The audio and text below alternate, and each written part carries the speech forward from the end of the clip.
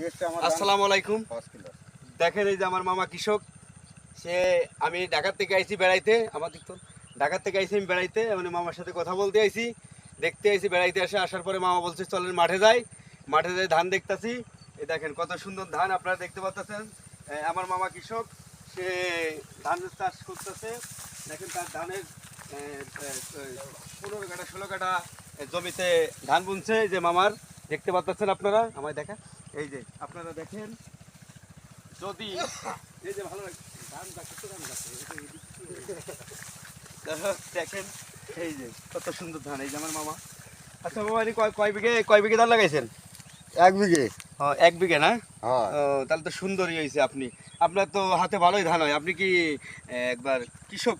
হ্যাঁ, আমি শুরুর থেকে কৃষকের কাজ করেন? হ্যাঁ হ্যাঁ। ও, আর আপনার কোনো কাজ নাই? না। ও আচ্ছা, ঠিক আছে। দেখেন এই যে দর্শক, আমার মামা, আপনি দেখতে পাচ্ছেন ওনার হাতের এত বড় ধান কত, দেখতে পাচ্ছেন কত সুন্দর হয়েছে। যদি ভালো লাগে তাহলে লাইক শেয়ার দিয়ে তার পাশে থাকার জন্য অনুরোধ করছে। যদি ভালো লাগে আপনাকে লাইক শেয়ার দিয়ে পাশে থাকার জন্য অনুরোধ করা হচ্ছে। এই যে আমার মামা কৃষকের সাথে কথা বলুন। হ্যাঁ ভাই, আমি চাষবাস করি। আমার এই ধান খেতে ধান লাগাইছি, যাক আল্লাহ দিলে ধান ভালোই হয়েছে। এবার আগের চেয়ে মনে হয় ফলন বেশি হবে না।